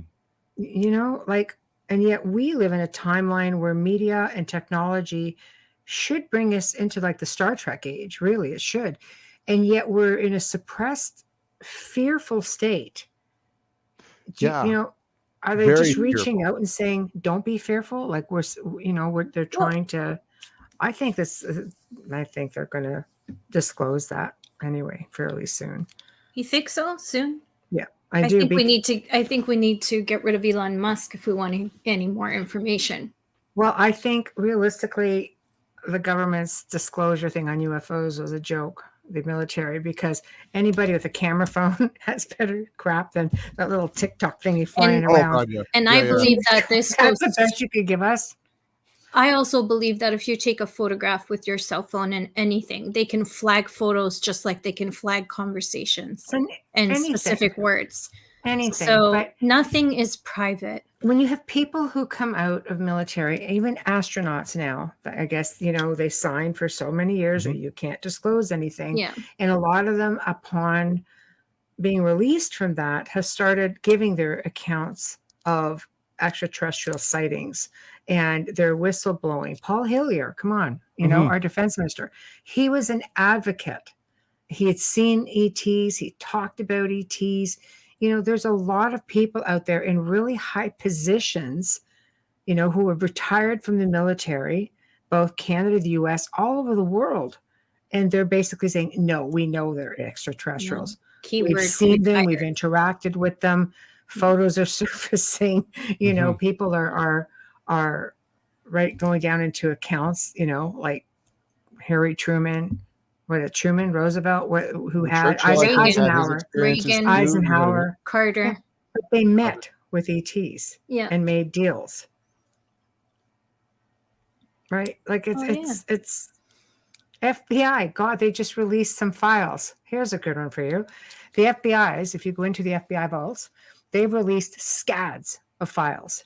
And what they clearly state in one document, because I've read it, is that Nikola Tesla was Venusian. He was I saw something about that today, actually. Yes. Yeah. He was brought to Earth and stayed with the Tesla family, but he was brought down with extraterrestrial beings from Venus. And Venus, if you're looking at what the belief is for people of Venus, they're very technologically inclined in like race of beings. Sure would explain a lot, wouldn't it? It explains why money was never a thing for him. It was never about money. It was always about the end goal and the validity. Yes. Yeah. I think our species is so stagnant. Like, you look how much we've developed. Like, we developed up to a certain point, like 10 years ago, with these phones and what they can do. And then I think like we just stopped. Yeah, it's a money Everyone thing. just stopped caring or just became so infatuated with the toys we currently have. Like, I don't know. I is think it the dumbing up of men? Yeah, like it's getting dumber. It seems like, and the last few years has been a prime example. It's a distraction. I agree with you, because if you think about all the environmentalists, none of them are attacking the cell phone companies, and yet they're producing new phones every 8 months, and you're dumping your phone and picking up another one. Our biggest issue for trash and the environment is cell phone batteries and cell phones. Take up more space on the planet than any other thing that you dispose of. I am proud to say I do not contribute to that problem, because I hang on to my crap for life. I do too. I've got every stinking cell phone I've ever had. Yes. But I don't. What do you think of the new metaverse? The Facebook metaverse thing? Yeah, I mean, this is the new upcoming thing. What do you think of that? Is that the dumbing up of society even more? I don't like being involved with Facebook. Like, I only use it to promote, because it's a good marketing tool for work. You know what I mean? But if I didn't have to use it, I would. And the only reason I went on it, I refused to go on it. And what was the one before that? MySpace. Yeah. Oh, I was writing a story on a person who had been missing, and I needed a picture of them. Right. And then there's a picture on Facebook, but I couldn't get on Facebook to swipe the picture for the news article unless I signed up. And then once I signed up, you're hooked. Boom, you're hooked. Right? It's a drug. Here I am. It's a drug. There's a Facebook rehab. I've been weaning myself away from it more and more often, because I can see how people just waste this time. It's a breeding ground for hatred and fear and paranoia and misinformation. Social media is the toilet bowl of the internet. It is. Yeah. It's an information collector is what it is. But we live in a time right now of complete division all over the world right now, so I think the dumbing down of mankind is just going to its next level. And I think people need to get back out and get back out to the forest, to the water, to the earth. Well, that's where we're supposed to be. We're supposed to be outside in nature, moving and interacting. And so this metaverse or whatever it is, from what I understand it, it's like going to be a virtual existence. Like you're going to have your avatar in a virtual world. Why? When you have it all out here. And cryptocurrency is going to be backwards. Involved. It's nothing. It's ones and zeros in a computer, much like real money. Yeah, I know. It doesn't make sense. Like it just, why would someone be into that? But I bet you that'll be, I think, the final great divider. There'll be those that buy into the metaverse and just spend their entire lives on there, and their regular bodies are going to just cripple into nothing. Then there's going to be everyone else that's like going to be, screw this, I'm out. And they're going to go out into the woods and do what we should be doing all along. Exactly. And I think that's probably a really good assessment. It's sad but true, but I think and that'll put us back even further. It's true. No, it's true. If you get into like exopolitics, realistically, they all feel, researchers in exopolitics all feel we should be in the Star Trek age by now, that we've been held back that much to control. Like, you look at how if you look at even the big predictors in the 70s, right, of where we would be at, like we just stopped. Like we just stopped. We got more interested in greed and entitlement and inconsequential BS. You know what I mean? And living a life. It's true. Gene Roddenberry actually came into contact with these light beings who are said to exist in what's called a void, and they were called the Council of Nine. The Council of Nine are extreme light beings, and they only meet with people. Very, very rare occasion. And I've just learned this recently through research that Gene Roddenberry was one of those people. And the reason he was contacted was because he was a filmmaker, and they wanted him to slowly integrate and make people aware that this is how things should be. This is what exists out there. And they were going to return, once he accomplished this. He allegedly passed away because apparently they're returning like in the now, somewhere out there, to some people. But this is a big thing, because I always said that man was so far ahead of his time.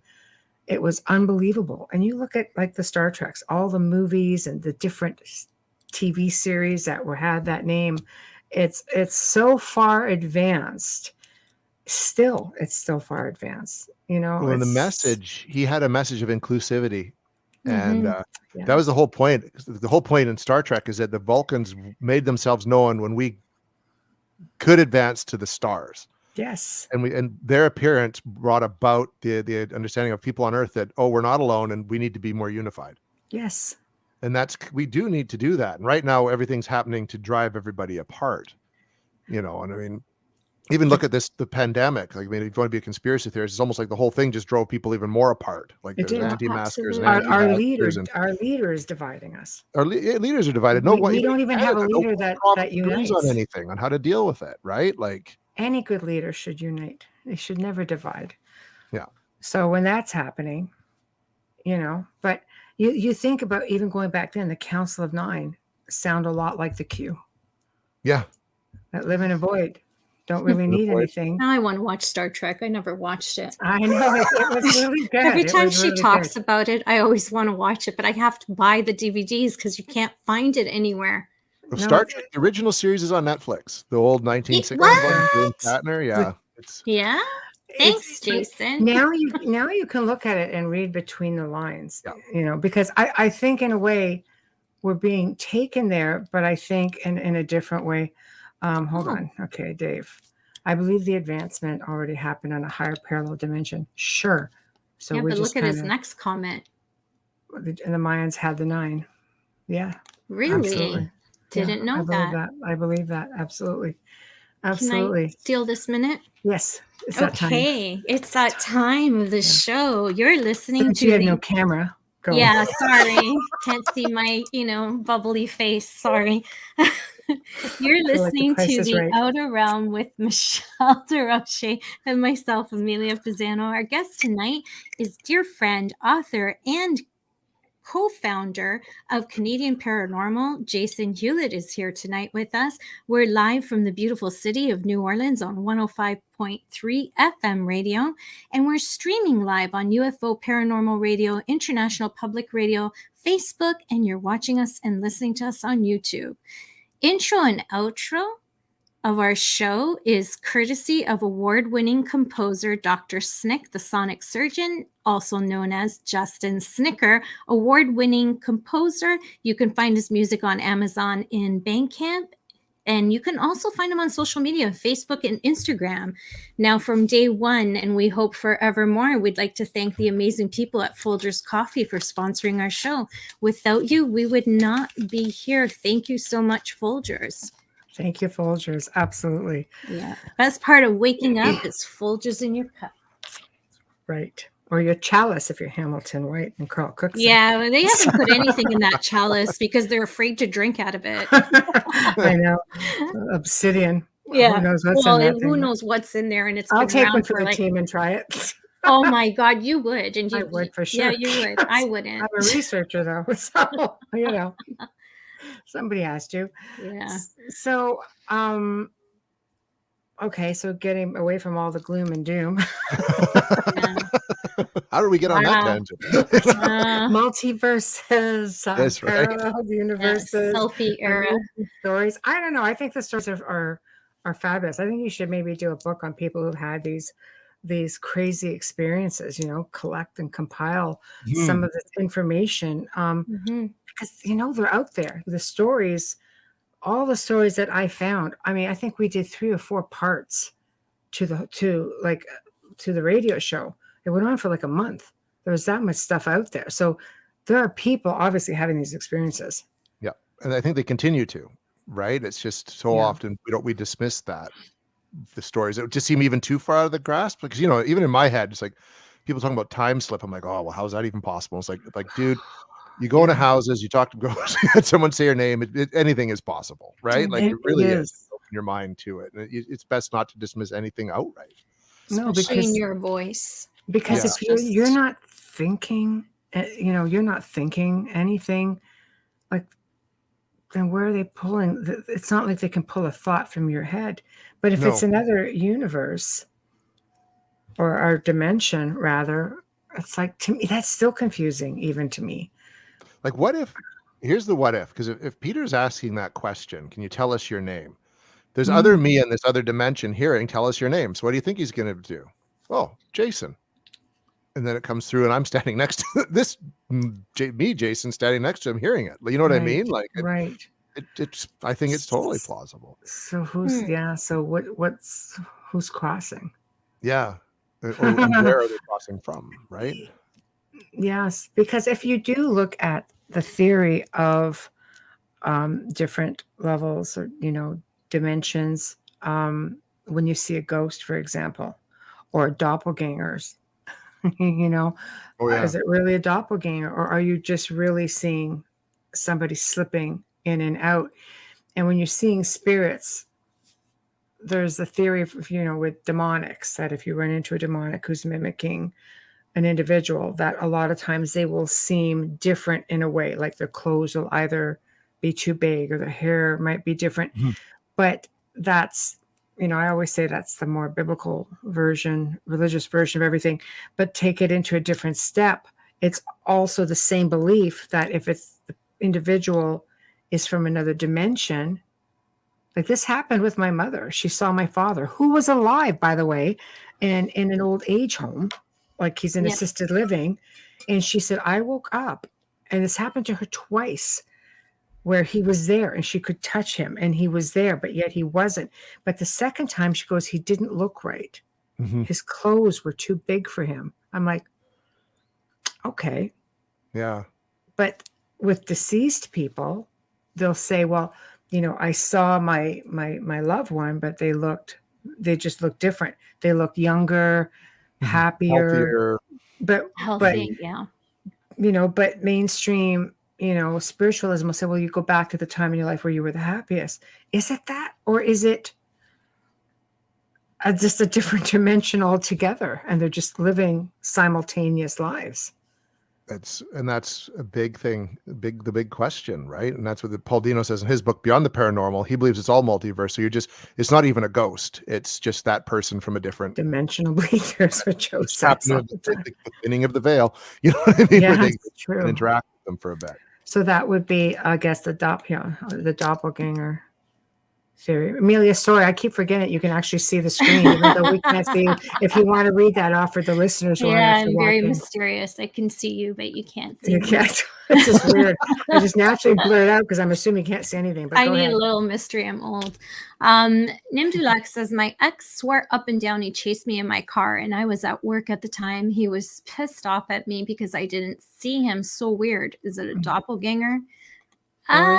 Isn't the legend that if you see your doppelganger, it's lights out? Does it mean, yeah. It could be, but are we dealing with just you in a different? Exactly. That's right. That's the whole thing. You have to question this now, because I remember Richard Estep, one of his investigators at one of the locations, he looked identical to Richard, and went to talk to him, and then he wasn't there. And it was at a location they were investigating. And meanwhile, Richard was somewhere else with someone else, was never on even that side of the building. Wow. So maybe that's just parallel dimension or different layer. Multiverse. But Richard never saw it, but Sean Crusha saw it. It was he actually was on, I believe, A Haunting or something, one of those shows with that story. So what do you think, Jason? I don't know. Like that to me, that does sound like a slip in a dimensional void. That's the only way to, especially if the person is that tangible. You know what I mean? And alive. And he was chasing him, calling him. Yeah. And this, you're just seeing that time slip. So he can't respond because he's just out of that wavelength, right? That's what it sounds like to me. Like, yeah, really crazy, right? Okay. So here's for people who hear things, because when you go to bed at night and you hear all these different frequencies and voices, and like it sounds like old radio voices or old televisions. Or does that ever happen to you? I know, like with those of us who are intuitive or mediums, we can literally hear other things every night. Not a night goes by where I don't hear something. And is that just tapping into a different frequency, which might be coming from another dimension altogether? I think it could be, or if you're kind of, in tune or even a bit empathic, you're just maybe picking up something else from around you. Yes, right? 100%. You know what I mean? I wake up with the sound of a clock radio, and I don't have a clock radio and haven't had one in years. Yeah. But it's been going on for the longest time. Does. Yeah, she does. She's back in the 70s. She's back in the 70s, which doesn't make sense because I was born in 69. So it's like, how are we in these other dimensions? Are we identical to ourselves now? Or are we, like some will say, and then what does that say for reincarnation? For those beliefs. Reincarnation. I was actually interviewing someone today on reincarnation for the upcoming book, because I think that's a good aspect to add into the story. If you have a near-death experience, you go to this wonderful place, do you come back? And they're very much, you have different lives, but then you have your times between lives in this space, and then you have memories of past lives in your current life. So, but if you believe in the multiverse, all these lives could still be going on simultaneously, and you die in one, and then you remember, you pop up in another one, and you remember. Like, I have a memory of being on a vacation with someone who I know now, but I dreamed it. I dreamed that we were on this big vacation, and it was really wonderful and all that. And I have moments where I have to pause, and because I think back to, wow, that was a great vacation. It's like, dude, you never went on that. You dreamt it, but it felt so real. Shut up. Right? Yeah. It was just a different one. It was a different. Yeah. I actually brought up with the reincarnation people today, and they're like, no, that was just you well sleeping, remembered a past life. And that's why it was so vivid and so strong, and why you can remember it even now. Like a deja vu. Just a dream. I have So what about many deja vus? Deja vus, like also like traveling when you sleep, maybe past lives. It could be any of those, right? They posit that it's a past life experience that you're remembering. Right. Really? Right. Because deja vu, it feels like you've been there, done that, Mm-hmm. and you've seen it coming. Well, okay, it's at just some point you did. It's in your subconscious. Yeah. It doesn't mean it's an imprint from here. I have too many of them. Sometimes it's debilitating. It's it makes me physically ill at times. But I found that after the NDEs, like you said, the past lives were more prevalent. You remembered more, and the deja vus were happening so much more. Mm-hmm. Yeah. I have a lot of deja vus, but I dream them before they happen. Mm-hmm. Like Interesting. I dream about it, and then like about 2, 3, 4 days later, I'm like, I've done this before. It's like, no, you dreamt it. So you dreamt. So in that case, like, that is a whole way you can go with that. I dream of people's deaths, which is terrible because they're always accurate. That's premonition. Yeah, it's always on point. My father would always be afraid if I said, Dad, I had a dream of, he's like, don't tell me, I don't want to know. Don't want to know. Because he was scared of like, who now, right? Kind of thing. Radio frequencies. Yeah, like things on the waves. Do you ever have like I've had the occasional voice recording where you can hear faint music in the background, like they're riding the waves somehow. Have you ever had anything like that? I haven't myself, no. Yeah. I think that would be interesting though to have that, to actually. I've got an interesting recording. It came through this is back in 1988, 89. And it showed up on, you have those old answering machines, and like beep, and it just leave a message. She came through on this message. It was someone I knew who had passed. She came through on this, left a message, but we had an agreement. And she said, whichever one of us, she was older than I was, like considerably, she was almost like a second mom to me. She goes, whichever one of us dies first comes back and notifies the other. I'm like, okay. She goes, well, it'll be me because I'll go first. Little did she know within less than a year, at 52, she would pass from cancer, which came out of remission. Yeah. My daughter's middle name was was her middle name. We were very, very close, but she left this message on the answering machine, and it starts off with faint music in the background, and then you can hear beep. She channeled through about 3 of them, and then she spoke, and while she spoke, you could hear it in the background, and then it beeped and it went through one more channel and beeped again, and then it was done. Yeah, it's a phenomenal recording. That's a beautiful thing. Do you still have it? Like, is that something that you? I do. Nice. Yeah, I do. I will try to see. I have it on a cassette. I know I transferred it digitally. It's probably in the old computer, but if I can dig it up, I will send it to you. I would love to hear that. Okay. I really would. I've never heard anything like that before. In the end, when she passed away, she ended up with pneumonia for a long time. So she was having a hard time, like there was fluid around her heart, and it just sort of squeezing it. So she kind of spoke like this. And it ended up, when they opened her up for surgery to drain that, the cancer came, and within 2 days she was gone. But when she spoke on that recording, it was in that voice, and she was speaking to my cats. She used to call them her fellas, and in there she goes, "Hello, fellas," just like that. And it was just all this music in the back. So you would know it was her. I knew 100% it was her. Oh, yeah. That's why she said that. Her husband. And I said, I wanted that extra validation. I came home because, like my boyfriend at the time, we were like together 4 or 5 years, and he was just kind of sitting there numb. And I'm like, what you doing? And he just goes, you need to play that. And I'm like, all right. And I played it, and I was like, oh, I knew right away. And I played it for her husband, and he just goes, and he said her name, and I went, okay, good. And that was the validation. Yeah. And it was an old, standard size cassette that was in the tape recorder. So it's on tape also. Which I find those when you get stuff on tape, that's even more so, right? Because you can mess with digital, but you can't mess with old analog tape. 100%. And there was nothing on the other side because we always used to erase Yeah. So there was nothing that could bleed through, because they say when you're doing EVPs, you should never flip and use both sides so you don't get any bleed through.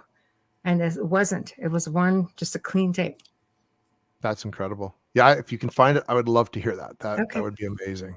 Yeah. Okay. I'll dig. I've moved since then, and yeah. But I know I converted it because I know the family wanted to get the recording, but I knew it was meant for me, and I never gave up the cassette tape of it. So I just said I'll send you through the the recording. I recorded it with a digital recorder off of while it was playing, which was the best I could do, but I wasn't going to give up the tape. What a beautiful validation of it doesn't end here. Yeah. That's beautiful. I think so. Yeah. That's amazing. But it lends to the theory of frequencies and how they ride the waves. And I think frequency is a big, because I think we talked about this before, like the Earth has its electromagnetic frequency. Yes. And we are made of energy, electromagnetic energy. So it makes sense when we pass, that energy goes somewhere. And I think there's a big, if ghosts are just ghosts, I think a big way to explain it is that energy is in the Earth electromagnetic field. And that's how they can manipulate a spirit box or a recorder or call and leave a message on an answering machine. I agree with you. Right? And it's just understanding how that frequency works. I agree with you. And it wasn't like a radio station. There was a song playing through the whole thing. And even though that thing kept beeping, there's a song. Yeah, the song didn't stop because it was different messages. It would stop and then become something else. That's right. And it didn't. You could hear it beep. That's right. You could hear it beep, and you could hear it just channel through 4 different spaces. That's incredible. That's awesome. It really was. And I wasn't into paranormal or anything back then. This is a long, long time ago. It was just an experience. And for me, it was meant for me. It was very personal for me. It wasn't until years and years later. I mean, I didn't get involved into the paranormal in 2004. That was it. So, I mean, this happened in 1989. That would make me go down the road of paranormal. Absolutely. Yeah. One way or another, it's going to happen. But, it's what I always say. I believe that they often, the dead will often leave messages. Life gets so busy, we don't pay attention to some of the signs that they're leaving. The example I always use, and people will hear me say it, is that if you put a glass on the table and you go to work and you come back, and if that glass is moved, are you going to say to yourself, oh, I left the glass on the table? Or are you going to say to yourself, that glass is moved. That's not where I've left it. Something's not right. Like, you know what I mean? Like, we don't pay attention to all the signs that are left out there. And it's a shame because I believe that not everyone has the energy when they pass to just do something like that. But she was really into that sort of thing. So I knew she would do something really interesting when she could. It took her 2 weeks, though, and she did it. Mind you, she appeared to one of her family members after 3 days, like full on. So she definitely taught herself. But there are some spirits that could only do something so minute. Sometimes it's just a smell, a sound, anything to trigger a memory even. We just don't pay attention. Do you think they can, this is something I've been looking at recently too, they can communicate in your dreams? That's a way for them to kind of visitations. And that might be even the easiest way because you're kind of in a state of, semi-conscious, It's a visitation dream. When my best friend died, I had 2 of them like that. I knew she came to see me when she died, and I didn't get the call until 3 hours later. Oh. And then, it was my best friend for like 30 years. So I had a really difficult time with that one many years ago now also. But, she came to me also in a visitation, and it was very casual. I'm just looking at her, she goes, she's just looking at me, she goes, what's wrong? Even in my visitation, and she's like, you don't know how happy I am right now. And I'm just like, okay. But she, I always was very forgetful, and she held on to all of our memories. She remembered everything.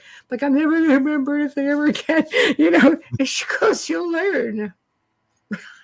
She goes, right? She goes, you'll go on. And I just went, it was like a light went on, went, I will. She's right. Yes. and I will. All right, thanks, And I never had a visitation with her again after that. but it was just enough for her to go, come on, what's wrong with you? Wake up. Yeah. Get. But the visitations are so real, you can remember every detail. Yeah. Whereas dreams, you don't. No, and I had, like, when my father passed away at 19, I didn't dream about him at all, ever, for like until like 2017. I remember I was trying to make a choice about a job that I wanted to get into. And I was dreaming that we were back in the house I grew up in, which he built. And I was coming out of the kitchen, and I was in the dream, I was like talking with my mom and blah, blah, blah. I remember turning around and leaving the kitchen, and he was standing right there, and he just goes, "Hey, guy." And I just woke right up. What? Dreamt of, no dream about him in like 20 odd years. Wow. 26 years, nothing. And it's all it took. It was just like I just took it as a big, like, you're all right, everything's fine. So that's why I'm showing up now. Yeah. But it startled me so much I woke up. But you're also more aware now too than what you might have been. But it just goes to show you that they don't really miss a beat. They are very present in your life. I think and they're around all the time. Like it's something that goes on all the time. And I think the more you accept these events that happen to you, like the dream thing, the more in tune you get. You know what I mean? Like if you're willing to sort of shut off, like we're talking about, the noise of the world around us, and just start focusing on what's actually real here, not computers and social media and all that, but the real stuff, you get more in tune. I think it allows you to wake up that faculty we have in our brain. I agree. That's what all this technology is for, is to numb you. Yeah, well, it definitely is. I believe it more and more, and that's why people have become maybe even more afraid of things like ghosts and the paranormal and what happens when we die, because it's real. You have to address it, but you can numb that by scrolling through someone's Instagram feed for, you know what I mean? Like, have you ever tried it with a ghost box? People used to come and stay at this house to have an experience. There was something about this place that it would do, just crank on the ghost box and they would be in contact with their loved ones. I've had more emotional moments here. Even Wayne's father had a very strong British accent, very difficult to understand, and would just it was like their voice. Many, many times people come in and go, no, it was their demeanor, it was their voice, they would only say things that they could know. So I'm like, go ahead, crank it on, man, whatever. Yeah, just see what works, right? And how people respond. I've had people just, cry in my arms, just fall on the floor crying and just like have emotional experiences. I'm just like, but they're like, you helped me to heal. Thank you. I'm just like, I think it can be very healing, like this line of work for people, right? I mean, and I find even like these residential cases, like these people are generally concerned about what's happening in their house. Yes. Want to know what's going on. They want that comfort, right? And they want us to, and we always tell them we can't get rid of it, kind of thing. That's not what we do, but we can kind of at least give you enough evidence or answers so you can make a decision of what course of action you want to take. Right? Yeah, can you live with it or not live with it? It's something very unusual. People have difficulty. I mean, it's tough. You struggle through everyday life, but to try to get an understanding of something you can't see, and if you have something that's pretty like malevolent in nature, now you're thinking, I can't even protect my family. Like, I don't even know what to do with this. Like, if people aren't schooled, I mean, there's not like you can go to take a course on an average, they're out there, but they're not schooled or versed in this kind of thing. It's just like, what do you do? Like the job of a good paranormal investigator, a good investigator is very important, because you become counselor. You become, I always tell people, just say, I would always go into a house and I would just say, let me take the weight for a little while. Don't worry. I'll take the weight. Well, exactly. Right. It's important. That's why, even with asking them to leave, like, it's one, so that we can check what happens when they're not there. But you guys just get out and we'll just sit here and see what we can, don't worry about it. Right. It'll be our problem for a couple hours if there's anything here. Do you ever get families that say, with your information, that say, you know what, we're actually okay with this, like they can stay and live happily ever after? Oh yeah, and they're quite often, like, it's once they kind of realize what it is, especially if it's nothing malicious, and rare is it that we've ever found anything that is. Most people are fine. They might eventually move, but more for other reasons than the fact this is going on. I don't think in any of the ones I've done, anyone's ever just left because of what's happening in their home. Right.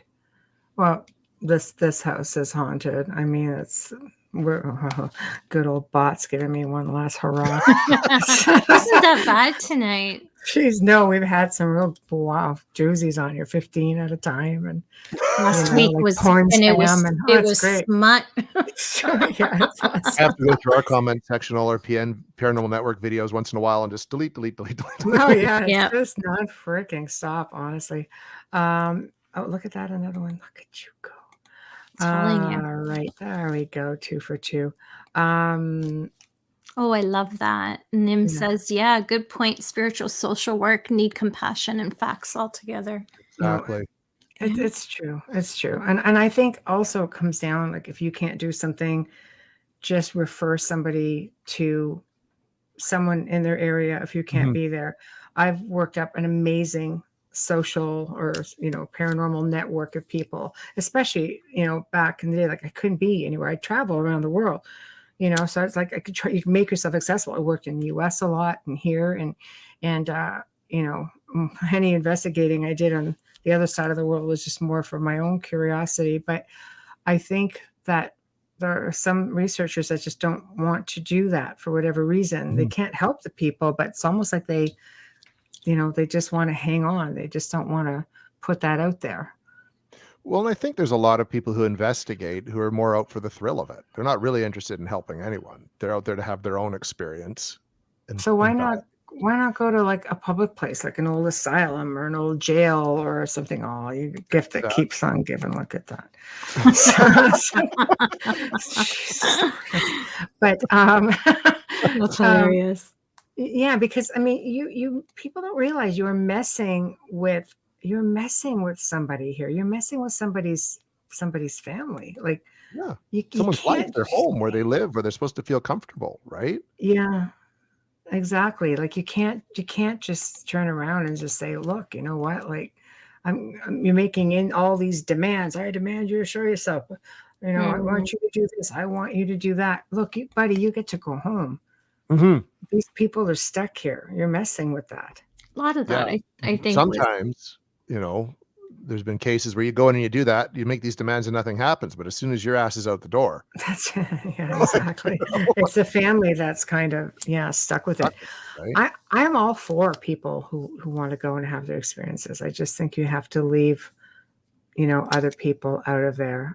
I through the years I've cleaned up a lot of messes, a lot, and you have people giving false information.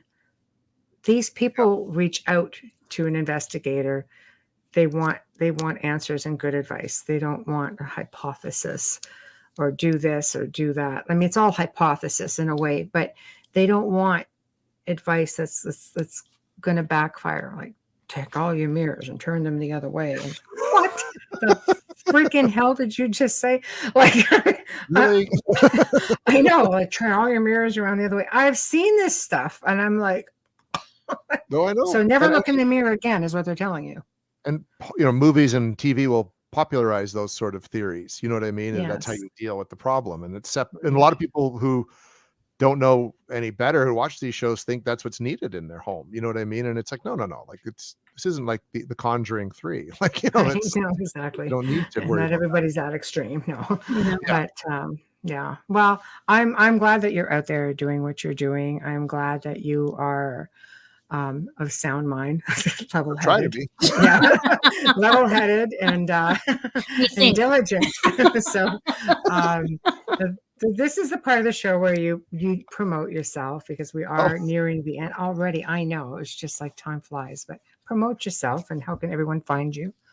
I appreciate that. Thank you so much. Well, you can find the Canadian Paranormal Foundation on Facebook, at Canadian Paranormal Foundation. The Paranormal Network's on there as well, at Paranormal Headquarters. Right. Myself, Jason Hewlett. I'm on Instagram at jhewlett72, and Facebook is Jason Hewlett. I think it's .76. I guess there's 76 of us or something like that around there. Right. But and I mean, if you're interested, like in my books, I Want to Believe, an Investigator's Archive, and I Want to Believe, One Man's Journey to the Paranormal. They're both available on Amazon, Barnes and Noble, and at the Book Depository online. So, nice. Fantastic. Trying And to if be out there and keep it real. somebody wants to, well, we appreciate that because there's a lot out there that's very questionable. So, so if somebody wants to contact you for an investigation, the best place to contact you is at. Yeah, if it's for an investigation, definitely like via Canadian Paranormal, or even just reach out to myself. Like my email is jhewlett72@gmail.com. We're in Western Canada, so if it's you have to kind of be in that neck of the woods for the next few months at least, until it feels safer to travel much further, which we do want to do. And if you have any amazing experiences, share it up. But if you have any time slips, because I think that should be your next book. That's going to be an interesting one. That should be a good. Beware on Saturday. I know. Yeah, and I will let both of you know what happened Saturday night, if anything. That would be nice. Forward to knowing. Yeah. I know. That would be really interesting. I almost want to like kill your phone and FaceTime so I can be there with you and watch it. I'm so jealous. We can't go anywhere here, so.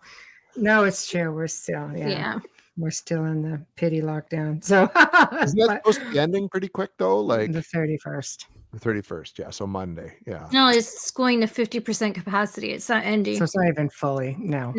They'll do the 3-week thing, and then you know the drill. You live here. Oh, we've been through all of this. Yes. It sounds like the science is saying that by summer, at least, it'll be mostly endemic in most of our parts of the world, and I hope so. Let's hope so, because they just found a new variant. So let's hope. This one, if you look at the science, though, it's even less.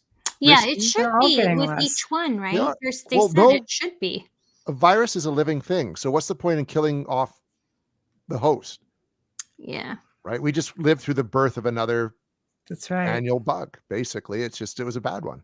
Exactly. It was, because no one had it, so there was getting no less immunity. and less and less. So eventually we can just kick it in the butt and move on. A lot of people say, well, why, the flu's the same way. I'm like, no. Spanish flu came in after World War II and World War I, and it wiped out millions of people because there was no immunity, just like this. Yeah, it takes time to build the immunity around the world, and then it will be the same thing. Yeah, and by this time next year, I'm sure it'll be even more so. Like, let's hope so. I don't want to talk about another year down the road. No, like this. I just don't want to. No, we've talked 1 year down the road for years now. I know, right? No, I just want to sit at a table with my family. My God. Exactly. Anyway, Jason, thank you again for joining us, and let us know when that other book is out, because you can come back on and tell us all about it. Absolutely, it'd be my pleasure, and thank you so much again for your support and friendship, and for having me on. It's fantastic, you're the best. We love you. Thank you so much for being here. Thank you so much, Gal. Thank you. Night. Good night. Well, we have already come to the end of another fantastic segment of The Outer Realm. Jason is just awesome, isn't he? We just love having him on. So huge thank you to him for joining us again. And big thank you to Folgers Coffee for sponsoring us for all this time. And you do make it possible. You guys are just wonderful. Big thank you, Dr. Snick, aka Justin Snicker, for providing us with our intro and outro. So please remember, our time to plug. Stop by our YouTube channels for the network, which is International Public Radio, UFO Paranormal Radio, and UFO Gods and Extraterrestrials, and subscribe. Do not forget about Little Old Us over on Facebook, and you can find us on The Outer Realm with Michelle Droshi and Amelia Pisano. Show us a like. If you are interested in being on the show, I get so many messages coming through Messenger.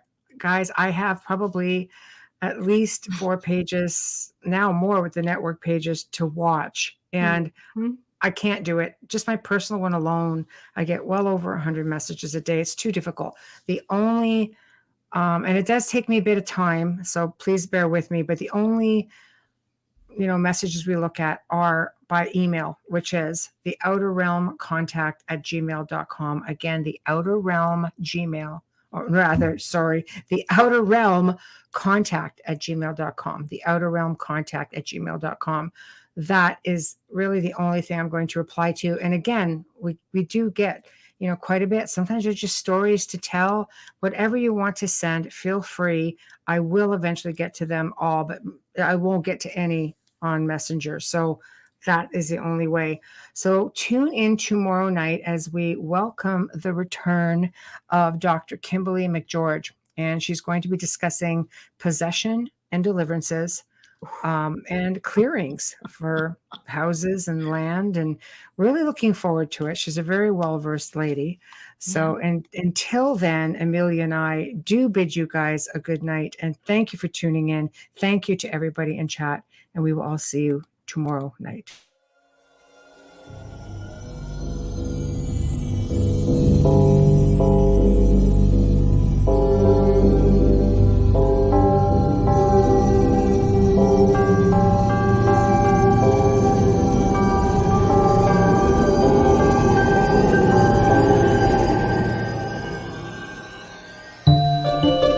You have been listening to The Outer Realm with Michelle DeRoche and Amelia Pisano, airing live every Wednesday and Thursday evening, 9 to 11 p.m. Eastern, 8 to 10 p.m. Central, on the United Public Radio Network, 105.3 FM in New Orleans.